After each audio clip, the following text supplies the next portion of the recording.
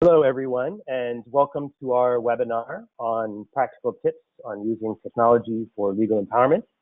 Today is Tuesday, 7th of May, 2019. My name is Tobias Eigen, and I am the Community Manager for the Global Legal Empowerment Network. Before we start today's presentation, I wanted to share some logistical details. First, be aware that this event is being recorded, and we will provide links to the full recording and highlights later on our community forum. I also wanted to make sure that everyone can hear well and is able to use our webinar system. You'll see a questions panel where you can type in your comments and communicate with us. There's also a button for raising your hand to get our attention. If you don't mind, if you could please try it now, I'd love to just confirm that everyone is able to see it. Great. I'm seeing lots of raised hands. Wonderful. And if you wanted to say hi in the questions panel, you're welcome. Thank you, Zanetta, for indicating that you can hear. And Imogen as well, saying hello. This is great. Hello, Elizabeth. Hello, McCall. Hello, Isabel. Tilman. Wow, everybody knows what they're doing today. This is going to be a fantastic webinar. So you're very welcome, everyone. You can lower your hands now, or I can raise your hands on your behalf. Thank you. So as we move along, if you have questions or trouble with the audio or questions about the content, the great content we're going to be hearing, please add it in the questions pane, and we'll be monitoring that and make sure it gets to the panelists. So there will be some time in the second half of the webinar for questions and discussion, and it looks like there's a lot of people here and a lot of activity. So you'll have to bear with us as we respond to your requests and your comments. So I'm now very happy to turn over the microphone to Matthew Burnett, who's the policy officer from the Open Society Justice Initiative. Matthew will take it from here. He'll be moderating today's discussion. So Matthew, over to you. Great, thanks Tobias. And you can hear me? Yes. Great. Welcome everyone again to the webinar. As Tobias said, my name is Matthew Burnett and I'm with the Open Society Justice Initiative, and I'm going to be your moderator today. So the origins of this webinar is a new report by the Engine Room that looks at how legal empowerment actors worldwide are using technology to give people information about the law, to connect them to legal advice, and to provide them with legal services. The report itself is based on original research on 136 different projects around the globe and 50 interviews with founders, advocates, funders, academics throughout Africa, Asia, Europe, Australia, the US, and South America. We'll hear today about the most common ways that technology is being used to deliver legal information and services, and how the right choice of technology can help to address specific justice needs. We'll also learn about good practices that can help ensure that legal empowerment technology is used and useful, including the importance of presenting legal information in a clear and accessible way, and taking the time to make sure to engage in in-depth user research. Our presenters today include Lara Guzman, who is the communications manager with the Engine Room. In addition to Lara's work at the Engine Room, she served as a consultant to mission-driven organizations, as the editorial director of a social enterprise in India, and as program coordinator at the information program at Open Society Foundations. Also joining us today, welcome Paula Verhat, who is the knowledge coordinator with the Engine Room. Paula joined the Engine Room in 2016 after having worked for years as a journalist, as a researcher, and as a UX designer at Amnesty International. Paula was also the co-author of the report with Tom Walker. Maybe Tobias, you could drop the link to that report in the chat so folks have access to it throughout the webinar. It's called Technology for Legal Empowerment, a Global Review. Finally, we're delighted to have Nelson Anepenyo who is a lawyer, a technologist, and the lead partner with Gavel. Gavel is a civic tech organization that promotes faster justice delivery systems with tech in Nigeria, and he's going to discuss Justice Clock, which is an application that tracks how long individuals in Nigeria have spent in pretrial detention. So with that, I'll turn it over to Laura to get us started. And again, as Tobias said, feel free to ask questions in the chat box throughout the webinar, and we'll respond as we go and then have time to answer questions as well at the end. Laura, welcome. Thanks, Matthew. You can hear me all right? Yep. Awesome. And thanks, Tobias. And thank you, everyone who's here to hear a little bit about this research and learn some of the kind of practical tips that we saw as Matthew said, as we looked at this kind of global view of how people are already using technology for legal empowerment. You can go ahead to the next slide.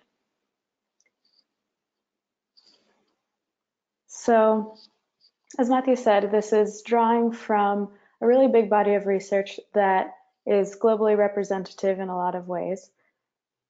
The research is really thorough and you can have kind of a lot of things to get out of it. But today we want to focus on some of the learnings that we found as we looked at technology that was being used well or projects that were really enhanced by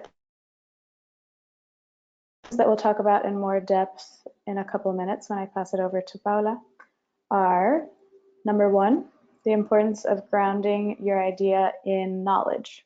So starting from what you know about the problems in the justice provision in the context that you're talking about, what you know about the problems that people are facing, getting into those specifics that are context-based and people-based and problem-based. So in a way, we're saying, don't necessarily start with the technology, start with what you know. Second, the importance of building in space for flexibility and iteration. So knowing that the first try will not necessarily be the last one, and that there might be a lot of fixing little details or maybe rerouting your entire plan. And then the third tip that we'll focus on is the importance of remembering that implementing a tool is not a one-off thing. We wish in some cases that it were just kind of you do it and you check it off and your work is made easier. But we found that tools that were most successful had ongoing resources dedicated to them, ongoing team members, maybe ongoing funding. So just kind of remembering that in a lot of cases, it's going to be a new way of working. Go ahead and next slide.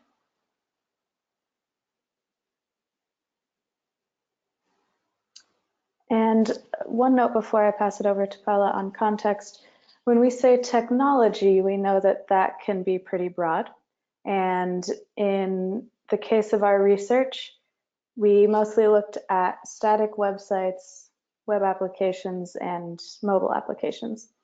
That said, the technology could take a lot of different forms on these devices, whether it was, like I said, a static website, a guided pathway, so something that walked you through different steps, to either information or an advisor, some sort of live chat function, again, either on a desktop or on a mobile, a document assembly process where the tool would help you pull together, a number of different documents needed, online dispute resolution, structured data collection, something you might see on a mobile phone where you can take pictures and add it to your pile of data that you've collected, and chatbots. So it is pretty broad, but this is generally kind of the big chunks of different technologies that we looked at. So with that, I'll hand it over to Paula, who's going to talk you through those 3 tips that I went over at the beginning. Yeah, so if you want to take it over. Sure. Thank you, Laura. Thank you, Matthew, Nelson, and Tobias, and everyone here. As Laura mentioned, we'll mostly be focusing on some practical learnings and tips that you can take away, and hopefully, can help you in implementing tech for legal empowerment work. So if we can go to the next slide.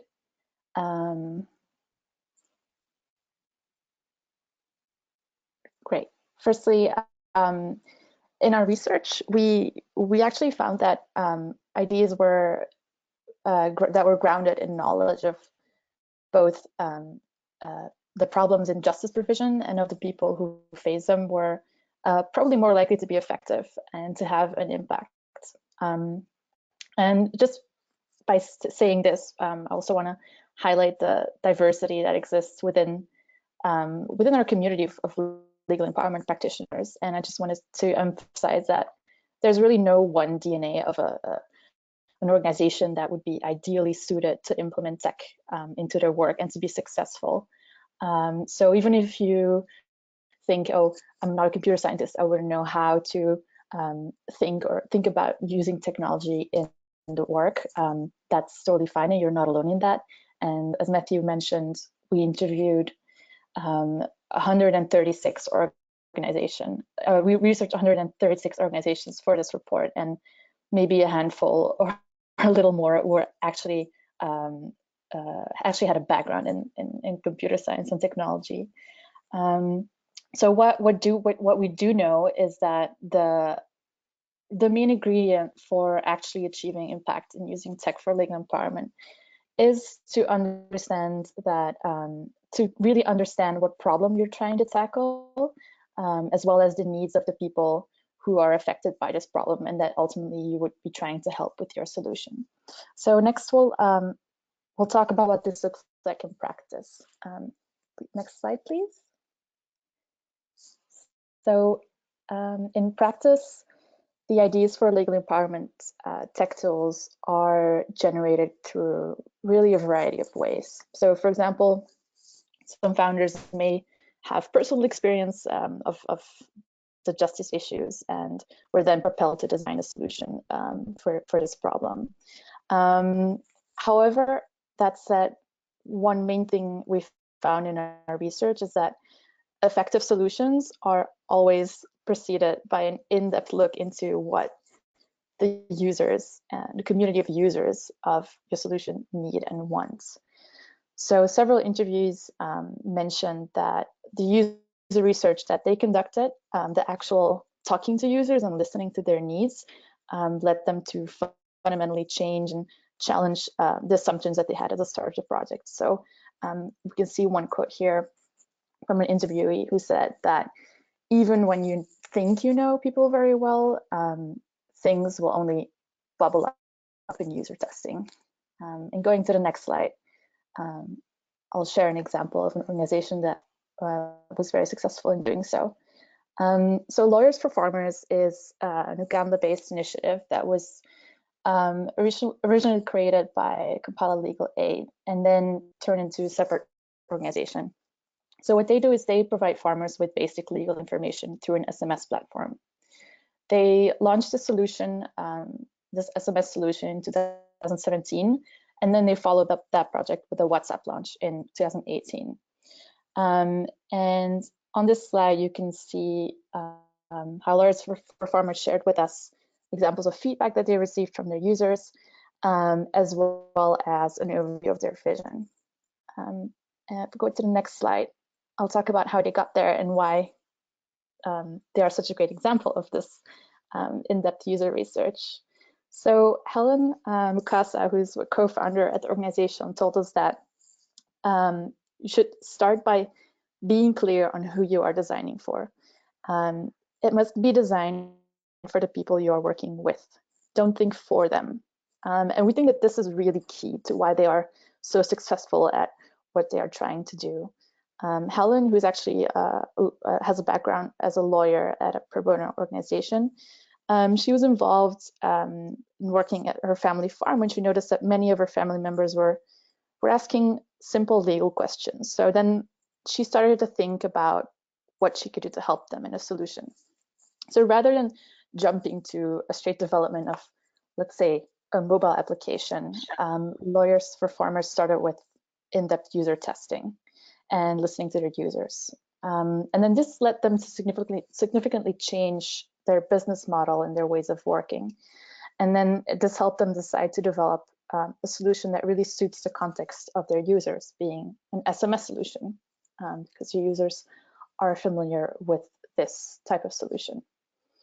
Another co-founder of Lawyers for Farmers also put it into great words and said to us that when they introduced the platform to farmers during training sessions, the team found that they really first needed to understand the features on a phone and how to message their questions to them. And this challenged the assumptions that they had about how their users are able to ask these questions. So let's move on to the next slide. And as Laura mentioned before, we also really want to emphasize that building any type of solution that involves technology requires, well, a lot of patience and a lot of space, building in a lot of space for flexibility and iteration. We've mentioned the importance of collaborating with your users prior to starting development of a solution.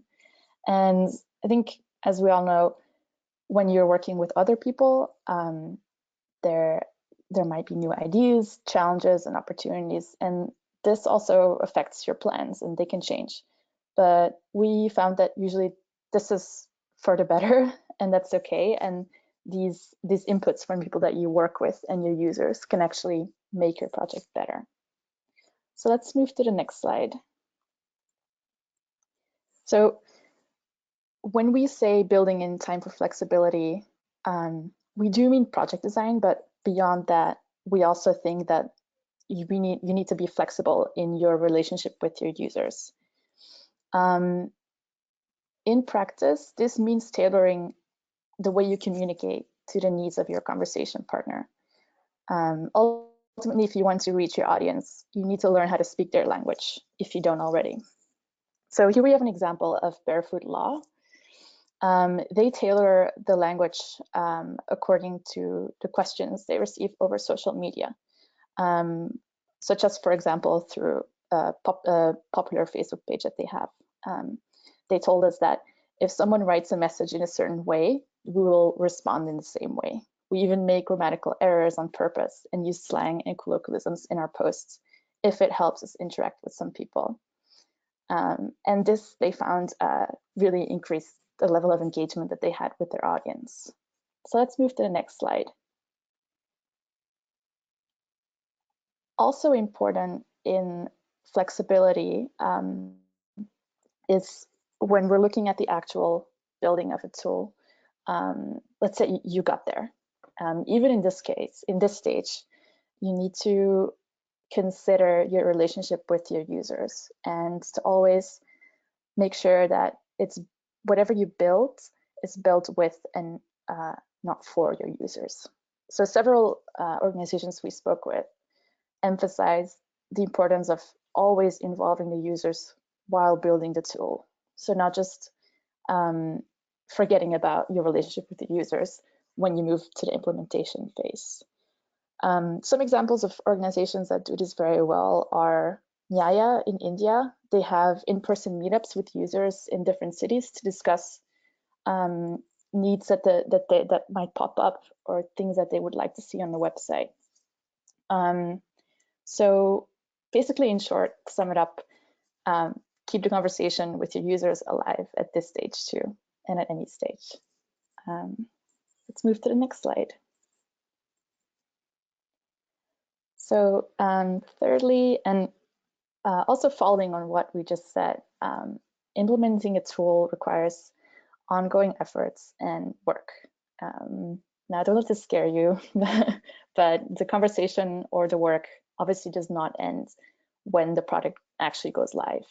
So I'd like to show you some examples of how other organizations have done this. So let's go to the next slide. So, right, building structures and processes to allow people to submit feedback regularly was one of the things that was cited as an effective strategy. So leaving space for changes at various points of your project design will allow for more and better iterations, especially when it comes to having that relationship with your users and making sure that when you talk to them, you actually have the time to listen to them and let their opinion inform your work. So one of the organizations we spoke with told us that user testing was definitely worth the time. And they said that, I wish we'd known the patience would pay off, because as you mentioned before, talking to the user really makes the work better, but it's important to have space in the project to actually implement the changes that they suggest. Let's move to the next slide. So finally,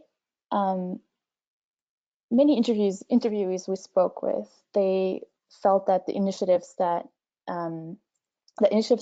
aim to produce technology tools for the public did not invest enough funds or time in marketing the tool.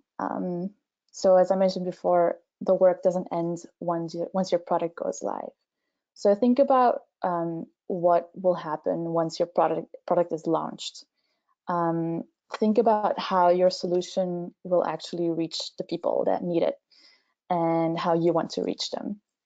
So Below the Belt was an Android application, and we spoke to them about how they felt about the challenges that they faced in the marketing of their application, which ultimately was not as successful as they had hoped for.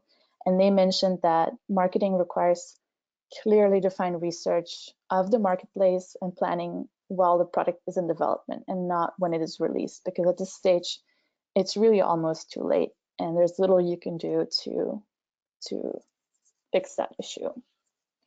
So to sum it all up, when thinking about implementing tech in your legal empowerment work, we want to encourage you all to ground your idea in knowledge of both the problems in justice provision and of the people who face them.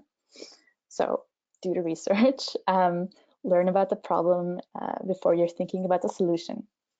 Secondly, build in space for flexibility and iteration, both in your project design, in your relationship with your user, and beyond that. And then finally, implementing a tool requires ongoing efforts, and it's important to think about outreach and marketing and your relationship with your users after the project goes live. So that's it from me, and I'm very excited to introduce Nelson, who is team lead at Gavel and will share some of his experiences from the field and from designing Justice Clock.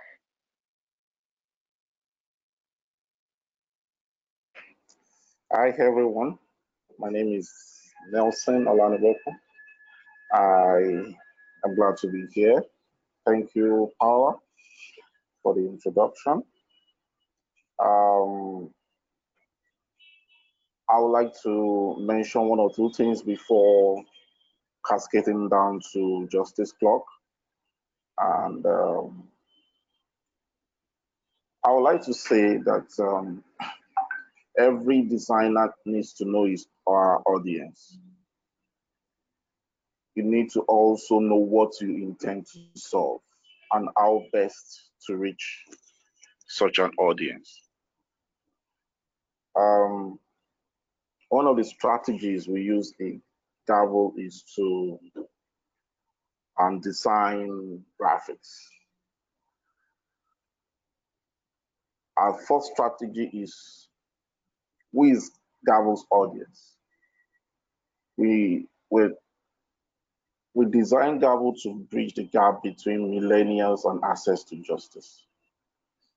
An average millennial spends 4 to 5 hours daily on social media. And we had to create a tailored strategy to meet their needs and to be able to solve their problems. Majority of them have most of the issues, police brutality, gender-based violence, and a whole lot of other issues that they face. But oftentimes they do not know the best way to approach it. They oftentimes come to social media to post these issues. And because of that, They just post their frustrations, but they don't have an online-based system to help them solve their problem. So we created an easy-to-use, user-friendly social media response team to respond to their issues. So provide legal advice via social media, via DMs, via messaging platforms on social media. And with that strategy, we're able to provide tailored-based legal empowerment for these users. The other angle that we do is also providing graphic solutions to people who have common issues. For example, in Nigeria, we've noticed that there's an high rate of, in the recent past, there has been an high rate of rape cases, and we decided to design infographics or steps in looking at steps to be taken once a rape incident happens. So let's say a person who has been raped, what's the next step to take? So we have different graphics that young people can save on their smartphones, and quite engaging, and they can always refer to it or quickly search for it online. So that's another strategy. Coming down to Justice Clock, which is a major tool we designed to as a response to the issue of high pretrial detainees in Nigeria. Nigeria has one of the highest awaiting trial rates in West Africa and even in Africa. 68% of people in their detention center are actually awaiting trial. So that means only 42% of the 30-something percent are actually convicted. So these people would have to wait sometimes 7 years, 8 years before they can actually conclude their case, which ordinarily shouldn't be. The law, which is the Administration of Criminal Justice Law, provides for a time space of 180 days. And that 180 days has not been followed. In fact, in Nigeria, you hardly see cases where trials are concluded within 180 days, unless they are properly being monitored. So we came up with a solution called Justice Clock. It's a tool used in tracking time spent by pretrial detainees behind bar in comparison with what the law stipulates. So, for example, if the law provides that this person should only be remanded within 18 days or 14 days, the justice clock starts counting from that day until the next 14 days. Once the next 14 days it's been exceeded, we take up action to engage with the relevant body to either charge this person to court or release the person. So the tool is to insert the time the person has been arrested and also update events that have occurred. It has a count up timer that allows you to track times these people spend behind bars. So oftentimes, initially when we started, we allow the public to feed in the data in it itself. However, as time goes on, we noticed that that wasn't working well. Like Paula said, user experience. So we had to move to collating the data from verified sources and imputing this data and using the data we've imputed to engage further with the relevant bodies to expedite actions on these cases. So that has been the process we've been deploying on Justice Clock. And recently, one of the states in Nigeria, specifically Oyo State, decided to adopt the strategy as one of their own in-house mechanism to track cases. So we are meant to build their own justice clock for them, to help them track the number of pretrial detainees within their system, within their criminal justice system, and also provide other necessary recommendations on how to expedite trial. You know, it's often said that what cannot be measured cannot be changed. So it's until you can measure a particular problem, that is when you know where the issues are, the root causes are, and where you can start changing them. So that's briefly about Justice Clock. I'm willing to entertain any questions once there's question time. Over to you, Matthew.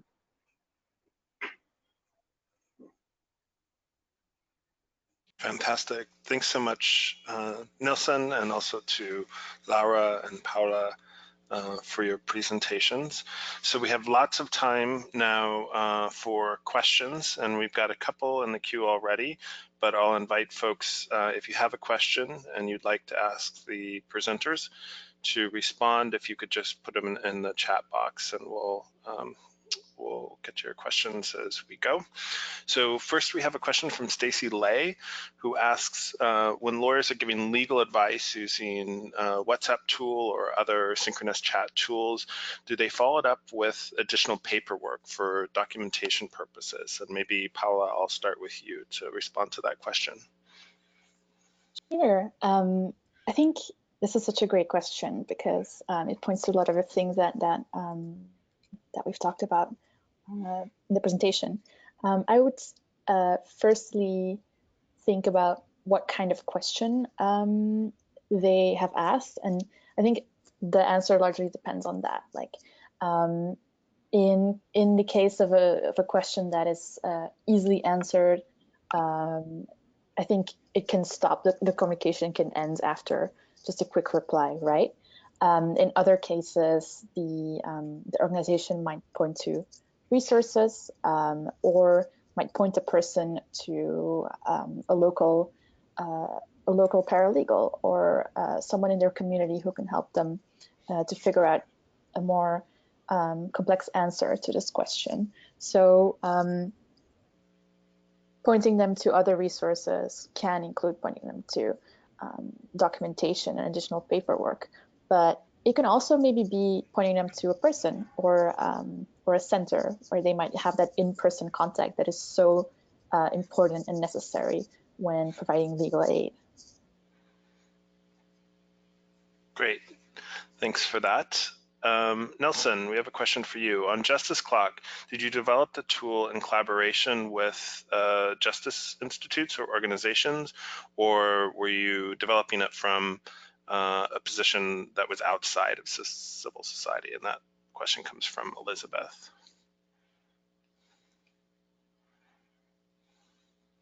So as regards Justice Clock, it was developed from perspective of someone who has been inside.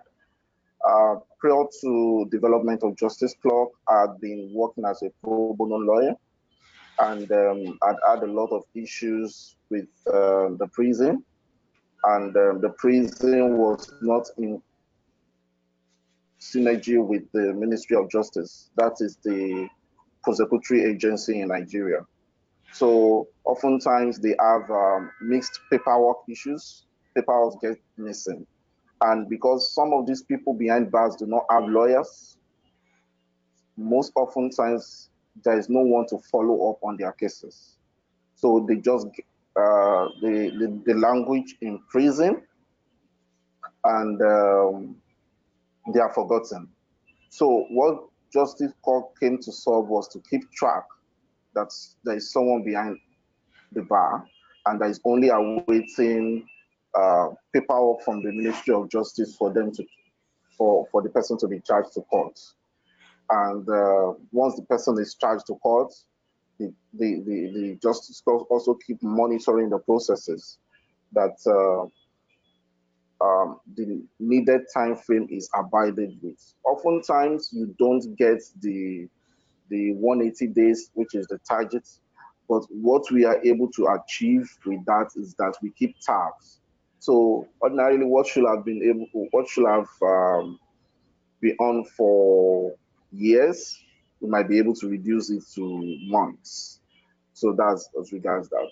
However, on the second leg now, because of some of our interventions and the success story, the justice sector in the state I mentioned earlier, or your state, comprising of the chief judge of that state, the Ministry of Justice, the police, and the prison, have now given us the go-ahead to build a justice clock, quote and unquote, for the state in order to monitor their own in-house awaiting trial and database. Thank you. Over to you, Matt. Great. Fantastic. Thanks.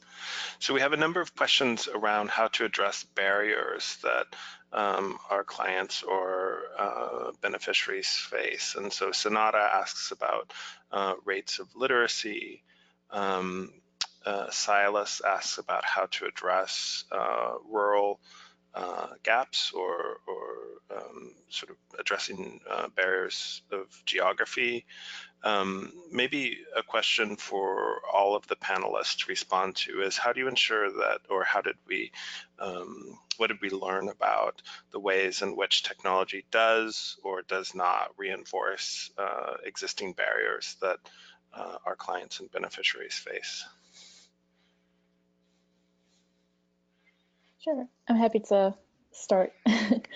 I think there is definitely a potential for technology to enhance these barriers, but bearing in mind all of the tips that we gave, it's important to meet the users where they are, and even just asking these questions and thinking about what the constraints are for your users in terms of like how they use technology, how literate they are, what are the maybe physical barriers that they face. That's a really great place to start.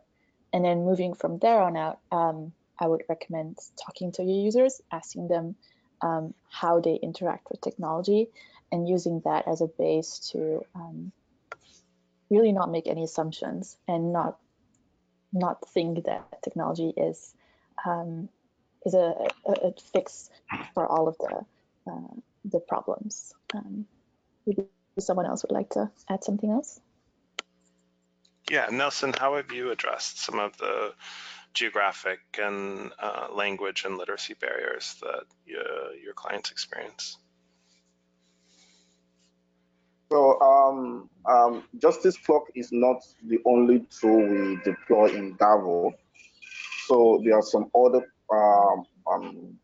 tech related initiatives that we try to deploy.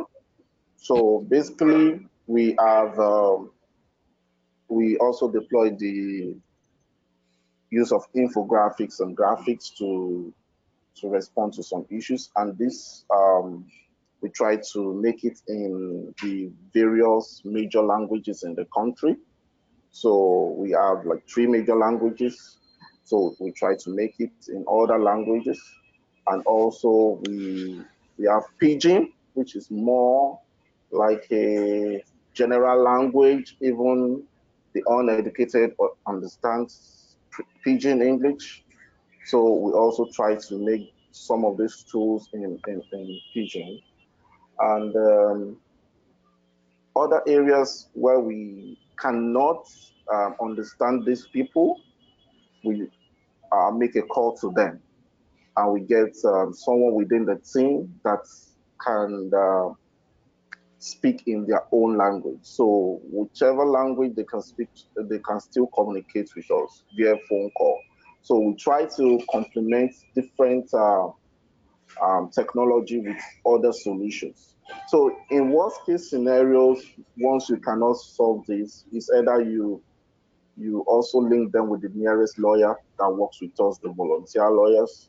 So in some instances, at present, we have a network of lawyers of over 100 in the country across 15 states. So if the remote working of technology would not solve the problem, we would ask the nearest lawyer in the location to go to the site. So if I may add now, for example, we recently resolved a case in Kogi State in Nigeria. A young girl of 15 was defiled, was raped repeatedly by her father, and the person reached out to us via social media, complaining to us.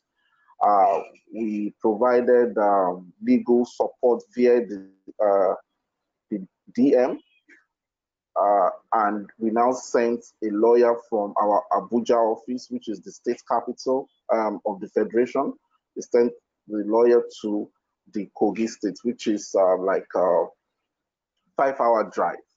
So we had to send the lawyer so that he could provide the necessary legal support that he would or she would need to get justice. So we have to complement different approaches in order to achieve the goal. Thank you, Matthew. Great, thanks so much, Nelson. So Paula and Lara, the engine room does a lot of work on responsible data and also the potential exposure that data collection has, particularly in contexts that are repressive or where there are human rights abuses. We've got a couple of questions, one from Micah that specifically addresses how to deal with potential discovery efforts, either by other parties or potentially the state, and how to address concerns around addressing those requests and the potential exposure that technology provides. And then we also have a question from Ioana, who is wondering about how you would recommend dealing with legal empowerment technology in politically repressive contexts. And so what are some principles for data responsibility in places where organizations might be under attack?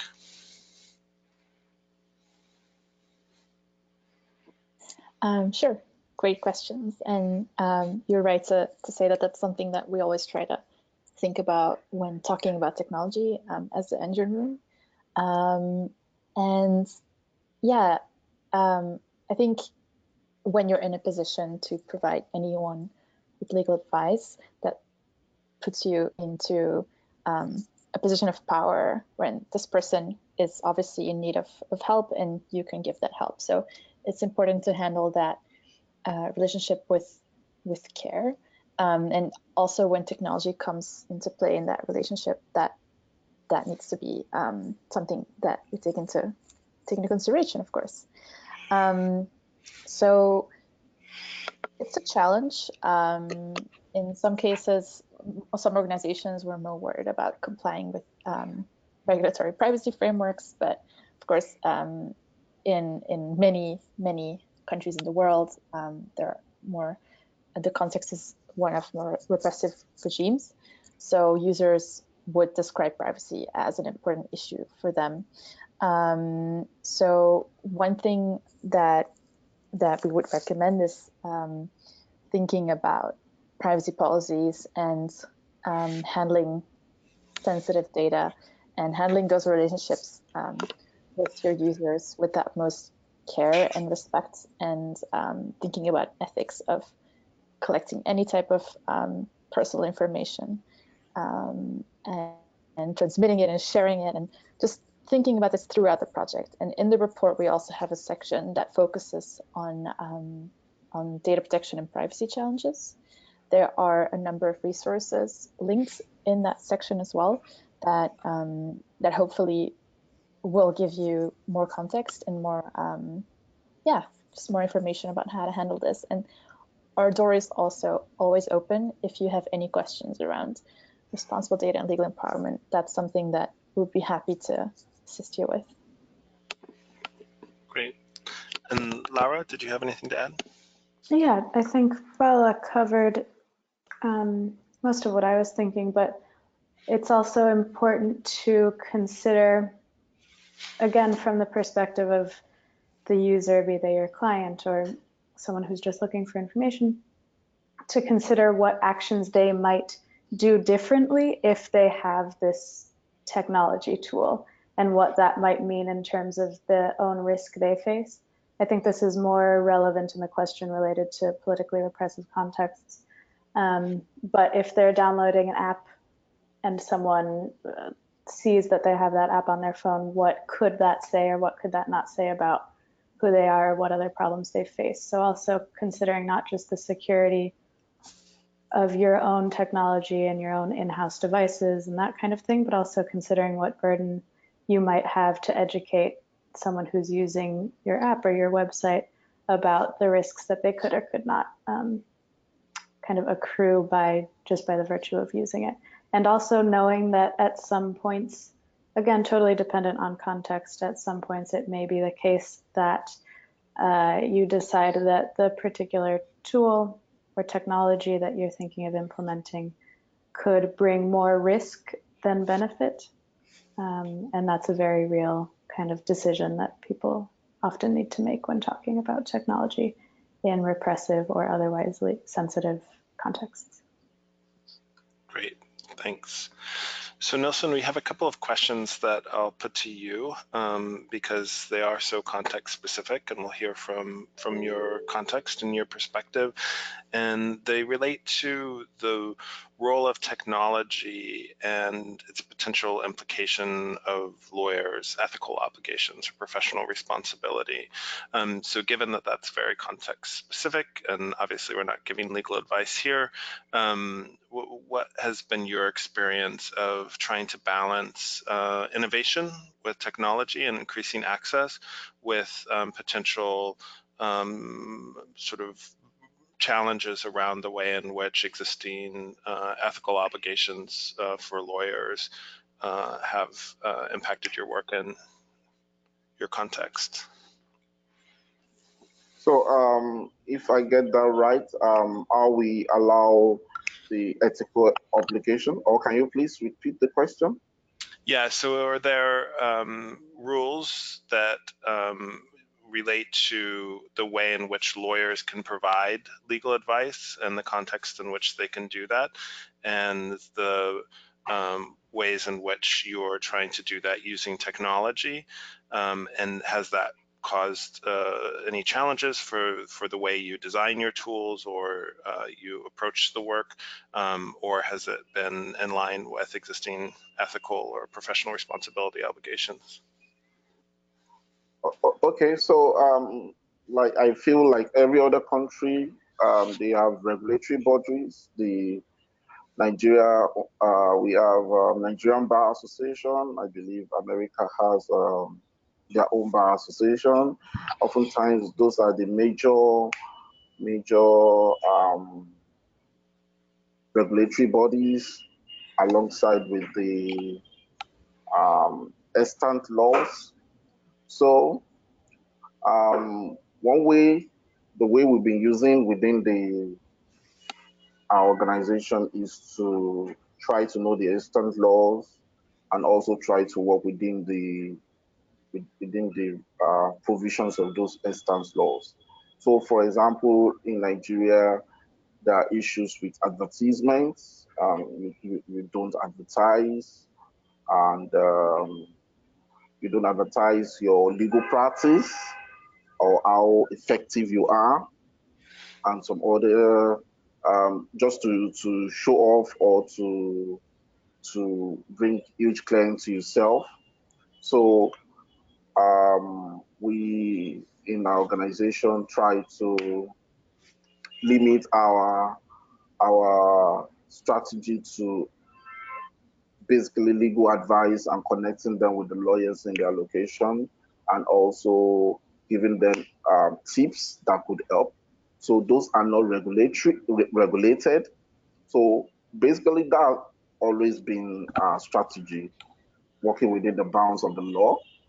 So I feel if anybody also wants to use that approach, it's fine. You just need to know where to step, where not to step. And if God, you don't know, the law too can change. You can push for the reform. So, but that's always been the way we walk around the arms of the Lord here. Great. And Paula, do you have any insights on that from the research in terms of potential barriers that regulatory restrictions put on the ability for programs to develop technology to do the things they wanted it to do? Yeah, sure. We saw a variety of outcomes when it comes to interacting with regulatory bodies. In some cases, organizations that develop a new type of solution would actually spur some kind of regulatory change or a new policy. In other cases, the tool that they would develop would then be implemented within, for example, a national legal aid institution. In other cases, sadly, there would be more of like a friction between the regulatory bodies. But overall, I would say that the people we spoke with really emphasized the need to start these conversations early on, and just to sort of communicate to people in, for example, government or these institutions, that whatever you're doing is not coming from a bad place, that you are not trying to, as some people say, put lawyers out of work, even if maybe they would perceive it this way, but just sort of starting the conversation early on, and trying to get a feel of what your relationship with institutions and bigger bodies can lead to, because for all you know, it might be a great collaboration. Great, thanks. That was a very diplomatic response. While we have you, there's also a section of the report that's focused on how these initiatives are funded.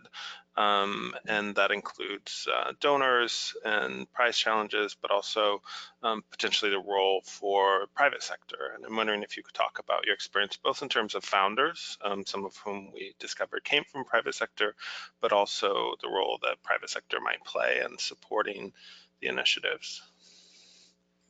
Sure. So we saw a lot of variety. We didn't expect this starting out, but really there are like a number of ways that organizations are gaining funds to support their activities. So one, for in some contexts, is more available than others with government funding. Small number of initiatives are receiving funding directly from the governments, either for their work or either, as I just mentioned, through the implementation of their tool within a government agency. Then a large number of initiatives also receive support from international NGOs, for example, HIL in The Hague, or pretty well-known, have a pretty well-known Justice Accelerator program. And they can also give small amounts of funding. Then a surprising amount of organizations also receive prizes and apply for challenge funds, for example, with the Google Impact Challenge. And interestingly, quite a number of organizations are not for-profit, but are registered as for-profit entities. And that's they're usually social enterprises that focus on increasing access to justice. So they are for-profit but still mission-driven, and they can generate funding in various ways. We've seen sort of freemium models where members would pay for services after having been given a free trial, or users could pay for services directly online, or in other cases, a small amount of users are asked to support, but then others would receive free services. So there is a lot of creativity in the way that organizations that we spoke with are getting funding, and it does not necessarily mean that for-profit is not an option at all. So great, yes, and as you said, part of the research approach was to focus more on public interest or public-facing applications for low-income or marginalized communities. Great. Nelson, we have a question from Mandy about the age demographics of the folks that are using these tools and potentially the role that infographics or other easily shareable assets have in helping to promote the work and share information. Do you have any insights on how you have approached the work in terms of the types of users that you're seeing come to your websites and use your apps? So majority of the users prefer to go to the social media platforms than the websites. And on the social media platforms, they oftentimes give their feedback. So some of the infographics that we design and put out there, majority of them from age of 13 to age of 25, thereabouts, are oftentimes the frequent users. And we get different kind of feedback. Some saying that they're going to save it and keep it, send it to their friend. Some, once they see it, they try to DM or ask for more information. And since we've been doing that in various areas, we noticed that the level of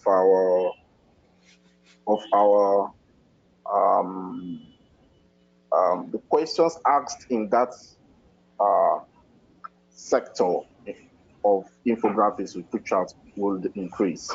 So, for example, if we're talking about, let me just talk about sexual harassment, some of these people who have experienced that or who has a friend that experienced that would ask more information on how better to go about the issue.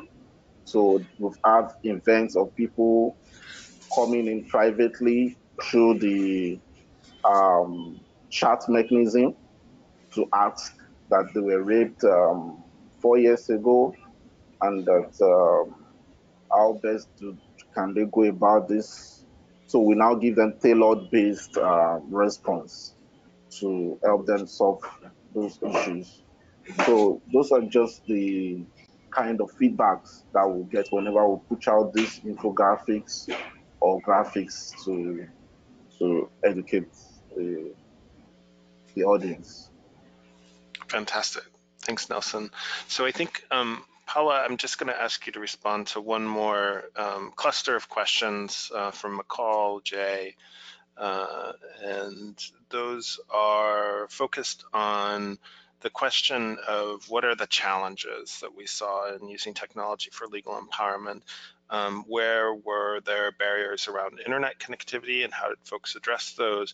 What are ways that we found models that were more replicable than others? And if so, what made them replicable? I know one recommendation was that we found that many of the technology projects that had tried to be replicated in other contexts weren't successful. And then I think also some of the challenges around addressing barriers and doing that through prototyping and testing and iteration.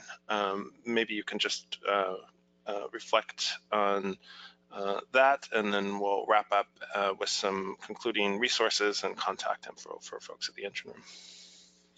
Mm-hmm. Those are all great questions, big questions, but great ones. I would I would say that, yeah, there are many challenges that we saw, but I think that one thing that we try to do with the report is sort of demystify the whole process of implementing tech in your legal empowerment work by showing the process that organizations that were successful in doing so have followed. I feel like if we would be more open about the challenges that we are all facing in the field and share resources, that we would reduce the number of mistakes that we see happening over and over again, and just be able to help each other in better and smarter ways. In terms of replicable projects, I would say that's a great question as well. But I would advise everyone to, as I said, always start with the user research, the context research, and then from there on out, maybe you can think about taking ideas from other organizations. But of course, learning about other people's ideas and the way their processes starts with them sharing what they know and what they learn. So I would encourage everyone to take advantage of the NAMATI forum and other legal empowerment forums to share more and talk more about what you're seeing, what you're facing, even if they are challenges, even if they're hard to talk about.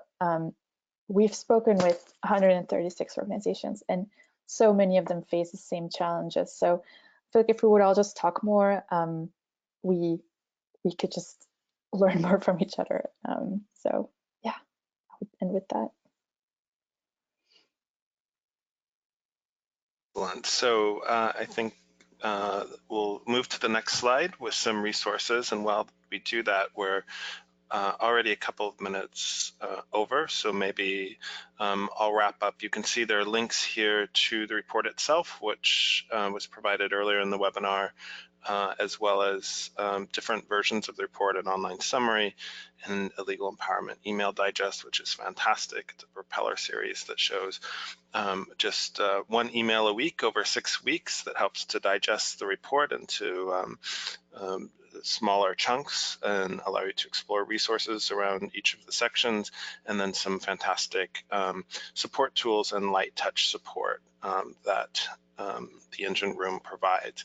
So thanks so much to our panelists, to Laura, to Paula, and to Nelson, also to NAMATI for providing this platform and all of their great work to lift up innovation in legal empowerment and support the work of so many organizations across the world. On the next slide, there's some contact information for the folks at the engine room. You also had Nelson's contact information, and we'll try to follow up through the NAMATI forum as well. We had an oversubscribed webinar today, over 100 people. Clearly, this is a sort of area of interest to the network, and so hopefully we'll find additional ways with NAMATI to support the work going forward. Thank you.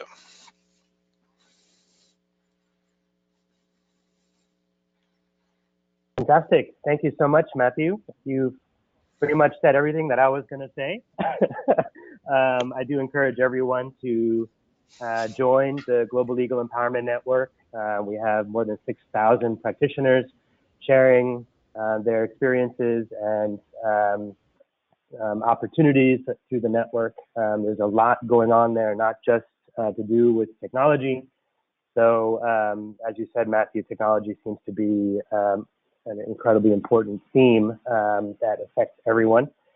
I have to say, from a personal level, also hearing from Nelson in Nigeria, I started an organization called Kabisa, doing IT capacity building in Nigeria and in Africa 15 years ago, and I wish we had had the engine room then to help us. So it seems like the field has advanced tremendously since then. So I look forward to seeing everyone on the forum. Thanks so much for attending this webinar. And it looks like we're going to have to work with you guys again to continue this conversation, to do further webinars. So thanks so much, and look for an email from us with more links and And do join the network. Go to namat.org and click join to become part of our growing family. Take care. All the best, everyone. Thank you.